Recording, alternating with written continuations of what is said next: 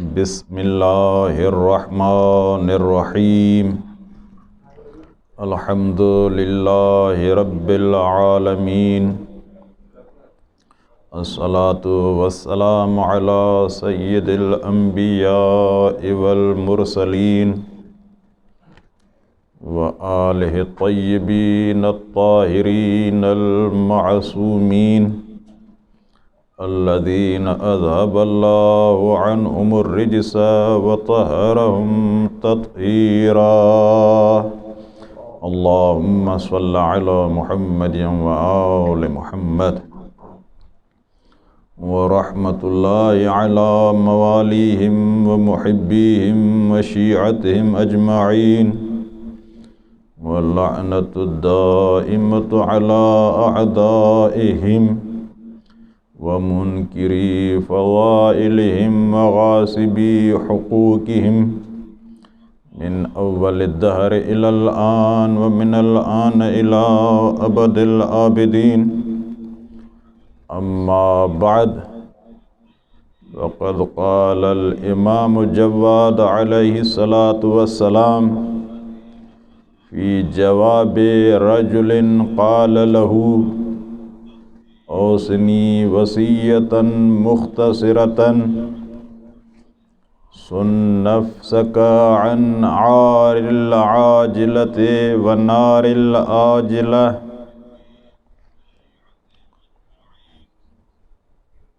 ناظرین محترم، شہادت امام جواد علیہ الصلاۃ والسلام کی مناسبت سے عالم اسلام مکتب تشیع کے چاہنے والے مراجع حقہ علماء اعلام امام زمان عجل اللہ فرجہ شریف قائد محبوب کے محضر مقدس میں تعزیت اور تسلیت پیش کرتا ہوں۔ آج کا دن مصیبت کا دن ہے، غم و اندوہ کا دن ہے کہ ہمارے نام امام اس دنیا سے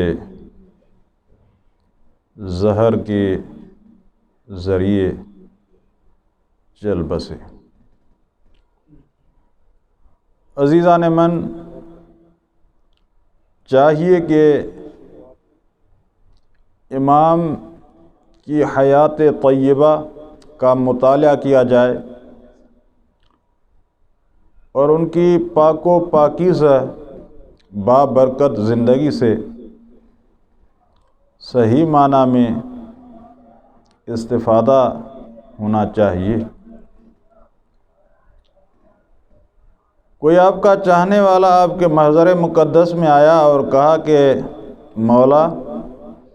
مجھے مختصر نصیحت فرمائیں، مختصر ہو مفید ہو۔ امام جواد علیہ الصلاۃ والسلام نے فرمایا کہ اے شخص سن، صاد کے ساتھ، سن نفسک عن عار العاجلۃ ونار الآجلہ۔ یہ عاجلہ ایک الف کے ساتھ ہے اور پہلا عین کے ساتھ ہے۔ عار بمعنی ذلت، جسے ہم ننگ و عار کہتے ہیں، اور نار آپ جانتے ہیں کہ جہنم کے معنی میں ہے۔ امام نے فرمایا سن نفسک، اے شخص اپنے آپ کو محفوظ کر لو،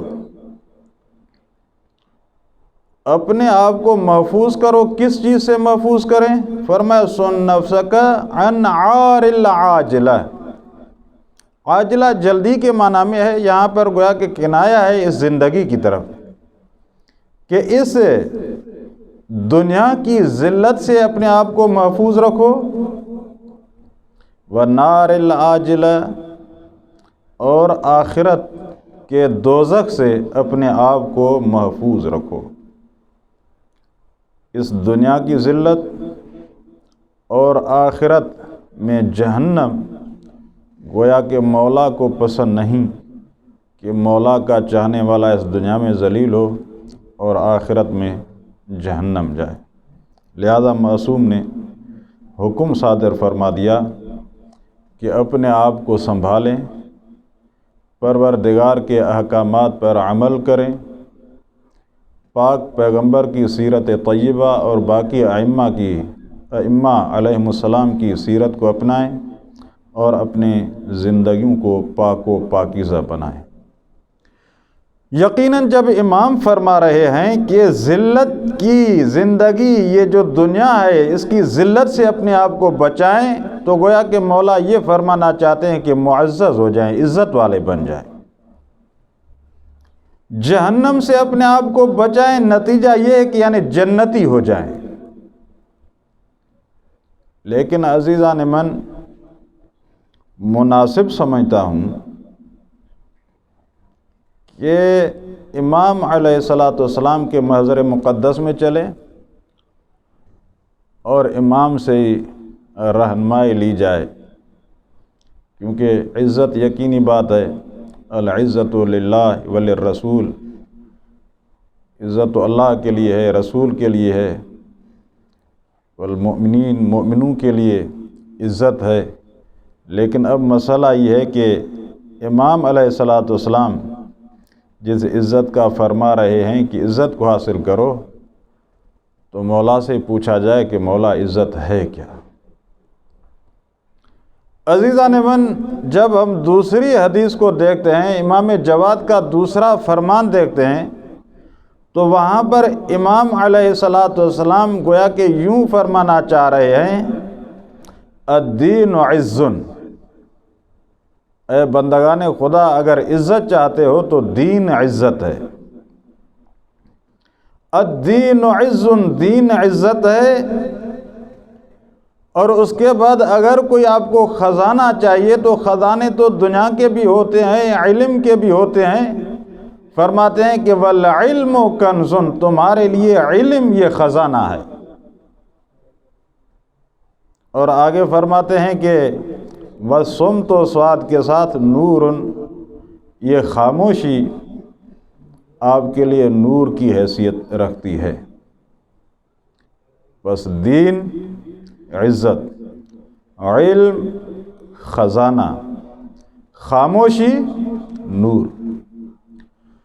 گویا کہ ہمیں دینی بننا چاہیے، ہمیں علمی ہونا چاہیے، جھوٹ، غلا اور غیبت سے اور فضول باتوں سے بھی بچنا چاہیے۔ عزیزان من، اگر ہم ائمہ کی زندگی کا مطالعہ کریں تو اس میں یہی سب کو ملتا ہے کہ تمام ائمہ علیہم السلام کی یہ کاوش تھی پوری کہ کسی طرح سے اللہ کا دین بچ جائے۔ جو دین رسول کے ذریعے پہنچ تو گیا، لیکن امیر المؤمنین سے لے کے امام زمان تک یہ گویا کہ فریضہ ہے ان کا کہ اس دین کو محفوظ کریں اور محفوظ ہاتھوں میں دیں اور محفوظ طریقے سے قیامت تک آنے والی نسلوں کو یہ دین پہنچایا جائے۔ الدین عز، اس دین میں عزت ہے، علم میں عزت ہے،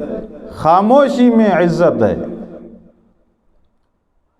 اور آپ جانتے ہیں کہ جب امیر المؤمنین علی بن ابی طالب علیہ السلام کے محضر مقدس میں بھی کوئی آیا اور سوال ہوا کہ مولا ہمیں بتائیے کہ علم اور مال کا عنوان کیا ہے، تو امام علیہ الصلوۃ والسلام نے واضح فرمایا کہ خالق کائنات یعنی رضینا قسمت الجبار، ہم اللہ کی اس تقسیم پر، جبار کی تقسیم پر راضی ہیں کہ ہمارے حصے میں علم کو رکھا اور ہمارے دشمن کے حصے میں مال کو رکھا۔ بس یہ مال در مقابل علم کوئی چیز اور کوئی حیثیت عزیزان من نہیں رکھتا۔ اور جب سبب بھی پوچھا گیا کہ آخر کیا وجہ ہے، تو امام علیہ الصلوۃ والسلام نے بہت خوبصورت جواب دیا کہ اے شخص یاد رکھ، اگر تو علم حاصل کرے گا تو یاد رکھ علم تیری حفاظت کرے گا، اگر تو مال تو تجھے مال کی حفاظت کرنی پڑے گی۔ علم میں بقا ہے اور مال میں فنا ہے۔ علم سبب عزت ہے، مال سبب ذلت ہے۔ عزیزان من، میں نام نہیں لیتا ہوں، لیکن اگر دیکھا جائے تمام وہ حکومتیں جن کے سربراہان مملکت مکمل اپنی دولتوں اور حکومتوں پر چھائے ہوئے تھے، گویا کہ پورا ملک ان کے کنٹرول میں تھا، اس ملک کی دولت ان کے پاس تھی، چاہے وہ رضا شاہ پہلوی ہو، چاہے صدام ہو، چاہے یہ جو اس وقت اسلامی ممالک ہیں دوسرے ان کے حکمران ہوں، ہمارے حکمران ہوں، کس چیز کی ان کے پاس کمی ہے؟ کیا انہوں نے مال و دولت کے خزانے جمع نہیں کیے ہیں؟ یا یہ جو چل بسے اور اس دنیا سے چلے گئے، کیا انہوں نے اپنے اپنے ممالک میں خزانے ہاتھ نہیں کیے ہوئے تھے؟ تو عزیزان من، جواب تو یہ کہ جی، جو مر چکے ہیں انہوں نے بھی خزانے حاصل کیے تھے، اور ہمارے ملک میں بھی بعض نے مختلف طریقوں سے لوٹ مار کر خزانے جمع کیے، لیکن میں آپ سے نہیں بلکہ آپ کے ضمیروں سے میرا سوال ہے۔ آپ کا ضمیر مجھے جواب دے، بتاؤ کیا انہیں عزت نصیب ہوئی ہے؟ نہیں عزیزان من، یاد رکھو سوائے ذلت کے کوئی اور چیز نہیں۔ پس میں سمجھتا ہوں کہ ان حالات میں جب بسبب کرونا ایک پوری دنیا میں بریک لگ چکا ہے، تو ہمیں ٹھنڈے دماغ سے سوچنا پڑے گا عزت والا راستہ کون سا ہے، ذلت والا راستہ کون سا ہے۔ عزت والے راستے کو اپنایا جائے اور ذلت والے راستے کو چھوڑ دیا جائے۔ اور میں اپنے فیلڈ کے عزیزان سے بھی یہ عرض کروں گا کہ ائمہ کے توسل سے اور ان کے ذریعے سے جو ہمیں اللہ نے عزت نصیب کی ہے، ہمیں چاہیے کہ ائمہ کے علم کی قدردانی کریں۔ اگر ہم اپنے ممالک سے جب چلتے ہیں، اپنے مدارس میں ہماری دعوتیں ہوتی ہیں، پھول پہنائے جاتے ہیں، مبارکباد دی جاتی ہے کہ جی حوزہ علمیہ قم جا رہے ہیں، حوزہ علمیہ نجف اشرف جا رہے ہیں، تو عزیزان من، ہم ان جب شہروں میں آتے ہیں تو ہمارا ہدف فقط جو امام جواد فرما رہے ہیں الدین عز، اس کو عزت سمجھنا چاہیے۔ دین اور دینداری میں عزت ہے۔ العلم کنز، جو خزانہ امام فرما رہے ہیں اس خزانے کی طرف ہمیں بڑھنا چاہیے، فضول باتوں سے دور ہو جانا چاہیے۔ اور اسی روایت میں آگے فرماتے ہیں کہ جو سبب تباہی بنتی ہیں وہ بدعتیں ہیں۔ اور آپ جانتے ہیں کہ آج بدعتیں، آپ جانتے ہیں کہ خصوصاً پاکستان کی سرزمین پر کس طرح سے ہر آئے دن کوئی نہ کوئی نیا مسئلہ، نئی بدعت ایجاد ہو رہی ہے، اور مراج حقہ، علماء حقہ کی العیاذ باللہ توہین کی جا رہی ہے۔ لیکن میں انہیں واضح کہنا چاہتا ہوں کہ آپ کے توہین اور اس اہانت والے طریقے سے کسی کی توہین نہیں ہوتی، کیونکہ عزت اللہ کے ہاتھ میں ہے۔ عزت اللہ کے ہاتھ میں ہے، ائمہ کے ہاتھ میں ہے۔ اور ائمہ اور اللہ جسے عزت دے کوئی ان سے چھین نہیں سکتا، لیکن ہمارا فریضہ یہ ہے کہ لا الہ الا اللہ خالص توحید کو ہم بیان کریں، محمد الرسول اللہ اس پیغمبر کی رسالت کو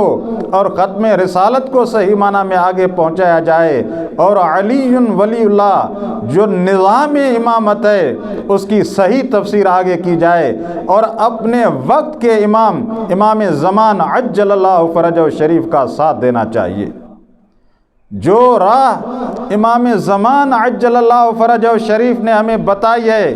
اسی راہ پر عمل کرنا چاہیے۔ یہ جو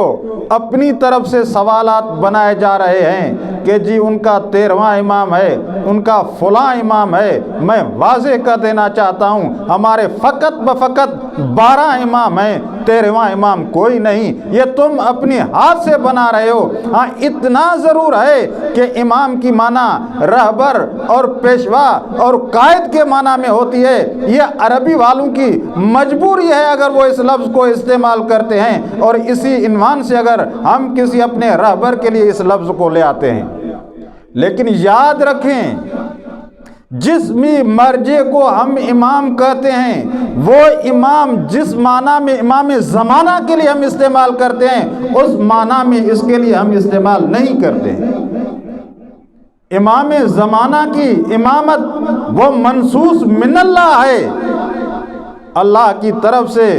اور رسول کے ذریعے ان کی امامت، وہ الہی امام ہیں ہمارے۔ لیکن اگر ہم ان کو رہبر مانتے ہیں تو امام زمانہ نے فرمایا ہے یہ ہماری طرف سے آپ پر حجت ہیں، لیکن یہ دین اور احکام دین لینا اس حوالے سے اس کے علاوہ اس معنی میں امام زمانہ کے معنی میں جس معنی میں امام وہاں چلتا ہے ہم ان کو وہ امام نہیں مانتے ہیں، یعنی منصوص من اللہ ہم ان کو نہیں مانتے ہیں۔ امام زمانہ نے جب حکم فرمایا ہے کہ جو ہماری احادیث کے راوی ہیں تو راوی یہی ہے۔ مجھ سے کسی نے سوال کیا تھا کہ جی امام نے فرمایا ہے کہ راویوں کے پیچھے جائیں، تو میں نے کہا کہ جی بتائیے وہ راوی کون سا ہے، کون سا راوی، کس سے وہ روایت، کون سا راوی کہاں ہے؟ تو کہا وہ میں راوی بن سکتا ہوں۔ بخدا میں نے اسے کہا کہ کیا کسی مدرسے وغیرہ میں وہ نہیں گیا ہوتا کسی میں نے کہا کم از کم تھوڑا سا شرم اور حیا آنی چاہیے۔ جب بالکل تو ان پڑھ کر اپنے آپ کو راوی کرائے تجھے شرم نہیں آ رہی، اور جو کئی سال پڑھ کے آیت اللہ العظمہ خوئی جیسے مقدس شخصیات، تو ہم انہیں راوی نہ کہیں اور ہم ان سے روایت نہ لیں؟ تو سوائے شرمندہ مسکرانے کے اس کے پاس کچھ بھی نہیں تھا۔ بہرحال یہ باتیں ہیں، میں ادب کے دائرے میں کہتا ہوں کہ خدا را وہ الزام جو بے بنیاد ہیں، جو حقیقت پر مبنی نہیں ہیں، ان کو نہ اٹھایا جائے، اور ائمہ کے صحیح معنی میں سیرت پر عمل کیا جائے۔ مراجع حقہ کی جو نصیحتیں ہیں، قائد محبوب العلامہ سید ساجد علی نقوی اور ہمارے بزرگان حضرت آیت اللہ حافظ ریاض حسین نجفی اور مفسر قرآن حضرت حجت الاسلام العلامہ آقا شیخ محسن علی نجفی جو خدائی راہ دے رہے ہیں، جو صحیح معنی میں ائمہ کی تفسیر بتا رہے ہیں، ہمیں چاہیے کہ انہی کا ساتھ دیں، اور جو صحیح دین لے کے ہمیں بتا رہے ہیں ان کا ساتھ دینا چاہیے۔ لہذا میں یہ عرض کروں گا،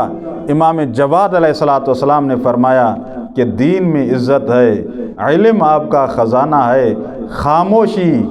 میں نور ہے۔ بعض مرتبہ یقیناً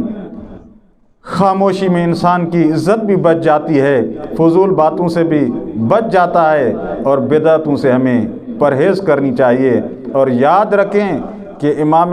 محمد تقی علیہ السلام، آپ جانتے ہیں کہ کسی عنوان سے اس وقت کے بادشاہ نے اپنی بیٹی کا رشتہ دیا، لیکن یاد رکھو فقط بیٹیاں دینے سے مسئلہ حل نہیں ہوتا ہے، خالق کے ہاتھ میں بہت کچھ ہوتا ہے۔ لہذا اللہ عادل ہے، حاکم وقت نے بیٹی تو دے دی، لیکن اللہ نے اس سے امامت والا عنوان چلایا ہو اور اس کے ذریعے اولاد آئے جو رہبر نہ اصلاً اسے اولاد کا عنوان ہی نہیں ہے۔ یہ خالق عادل ہے۔ اور پھر بہترین اس وقت کے زمانے کا جو گھر وغیرہ کے فیسلٹیز امام جواد علیہ السلام کو دی گئی، اور امام جواد علیہ السلام کی شان کے لیے میں سمجھتا ہوں کہ معصوم زبان امام رضا علیہ السلام فرماتے ہیں کہ اگر بابرکت ترین شخص کو دیکھنا ہو تو میرا بیٹا جواد ہے، بابرکت ترین، پربرکت ترین، مقدس ترین۔ اور اپنے کسی صحابی کو کہتے ہیں کہ یاد رکھ یہ میرا بیٹا میرے بعد واجب الاطاعہ ہے آپ لوگوں کے لیے، اس کی اطاعت کیجئے گا۔ اور امام جواد علیہ السلام تمام فیسلٹیز کے ساتھ جب کچھ چاہنے والے آئے اور کہا کہ یہ یقیناً دیکھ کے کہ بہت اچھی چیزیں تعریف کرنے لگے، تو عزیزان من امام علیہ السلام نے کیا جواب دیا؟ امام نے فرمایا اے تعریف کرنے والو، تم تو تعریف کرتے ہو لیکن یاد رکھو مجھے اپنے آباء و اجداد کی زندگی اور سیرت جس میں وہ جو کی روٹی اور نمک، مجھے یہ چیزیں پسند ہیں جواد کو۔ گویا کہ یقینی بات ہے عزیزان، یہ دنیا کی فیسلٹیز یہاں پر رہ جائیں گی، جو فانی چیز ہے وہ یقیناً فنا ہو جائے گی، لیکن دین یہ رہے گا، علم رہے گا، نور خالق کی طرف سے یہ چیزیں رہیں گی، لہذا ہمیں انہی چیزوں کو اپنانے کی ضرورت ہے۔ بس میرے عرائض تمام ہوئے، چلتے ہیں محضر مقدس امام علی الہادی علیہ السلام کے محضر مقدس میں۔ یقینی بات ہے امام مدینہ میں تھے اور امام جواد کو بغداد بلایا گیا ہے، لہذا امام جواد کو جب زہر دی گئی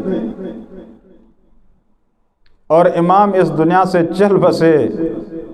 تو امام ہادی علیہ السلام نے سوچا کہ کسی طرح سے میں اپنی دادی اماں کو بتاؤں کہ اے دادی، آپ کا جوان بیٹا 25 سال کی عمر میں اس دنیا کو چھوڑ چکا ہے۔ پہلے آ کے سوال کرتے ہیں دادی اماں، اگر آپ کو بتایا جائے کہ ہمارا بابا اس دنیا سے چلا گیا ہے، تو امام جواد کی والدہ گرامی قدر نے کہا بیٹا یہ کیا کہہ رہے ہو؟ خدا کسی ماں کو جوان بیٹے کی موت کی خبر نہ دے، لیکن میں کہوں گا اے ام الجواد علیک السلام، انا للہ و انا الیہ راجعون۔ امام ہادی جو فرما رہے برحق ہے، اور بی بی کو جب یقین ہوا، بی بی نے رونا شروع کیا، ہائے جوادا، واہ جوادا۔ اور پھر بی بی نے پوچھا اے بیٹا مجھے بتاؤ، میرا بیٹا تو بغداد اور پردیس میں زہر کے ذریعے چلا گیا، مجھے بتاؤ اسے غسل کون دے گا، وہ اسے کفن دے کون دے گا، اسے دفن کون کرے گا؟ امام علی الہادی نے فرمایا دادی اماں مت گھبرائیے، میں خود وہاں پہ جاتا ہوں اور یہ ساری بندوبست کرتا ہوں۔ عزیزان من، جوان باپ کا لاشا ہے اور بیٹا آ رہا ہے، یقیناً بیٹا رویا بھی، غسل و کفن کا اہتمام ہوا، نماز جنازہ ہوئی، امام جواد کو دفن کیا گیا۔ لیکن یہاں سے میں کہوں گا اے امام ہادی، ذرا چلیے امام سجاد کے محضر مبارک میں، ادھر آپ کے بابا کی جوانی ہے، ادھر امام سجاد کی جوانی ہے۔ اے امام ہادی، آپ کے سامنے ایک لاشا ہے، امام سجاد کے سامنے 72 لاشیں۔ لیکن اللہ اکبر، امام سجاد نہ اپنے باپ کو غسل دے سکا، نہ اپنے باپ کو کفن پہنا سکا، نہ اپنے باپ کو دفن کرنے میں کامیاب ہوئے، بلکہ قافلے کو لیا اور ان تڑپتی ہوئی ریت پر پڑی ہوئی لاشوں سے مہار ہاتھ میں لیے یہ کہتے ہوئے جا رہے ہیں، بابا تیرا سجاد مجبور ہے، ہاتھوں میں ہتھکڑیاں ہے اور پھوپھی زینب کے سر پہ چادر نہیں، نہ میں تجھے دفن کفن دے سکتا ہوں، نہ میں تجھے دفنا سکتا ہوں، بس مجبوری کے عالم میں جا رہا ہوں، بابا الوداع الوداع، انا للہ و انا الیہ راجعون، رضا بقضائہ و تسلیما لامرہ، حسبنا اللہ و نعم الوکیل، نعم المولا و نعم النصیر، امن یجیب المضطر اذا دعاہ و یکشف السوء۔ اے میرے پروردگار، ہماری یہ قلیل عبادت اپنی بارگاہ میں قبول فرما۔ اے میرے پروردگار، ہمارے گناہ کبیرہ و صغیرہ معاف فرما، پرچم اسلام کو سر بلندی فرما، پرچم کفر کو سر نگو فرما۔ اس دفتر قائد میں جتنے خدمت گزار ہیں، میرے خالق امام جواد علیہ السلام کے صدقے ان بھائیوں کے توفیقات خیر میں اضافہ فرما، ہمیں صحیح معنی میں مذہب حقہ کو سمجھنے اور عمل کرنے کی توفیق عنایت فرما، تمام ائمہ اور امام جواد علیہ السلام کی سیرت کو پڑھنے، سمجھنے، عمل کرنے کی توفیق عنایت فرما، بے گناہ قیدیوں کو رہائی نصیب فرما، بے اولادوں کو اولاد نرینہ عنایت فرما، جتنے مریض ہیں بحق کے بیمار کربلا انہیں شفاء کاملہ و عاجلہ عنایت فرما، اس کرونا کی وبا کو رفع اور دفع فرما، مراجع حقہ، علماء حقہ، قائد محبوب کی توفیقات خیر میں اضافہ فرما، انہیں برکت طولانی عمر نصیب فرما، ہمارے مولا اور آقا کو جلد ظاہر فرما،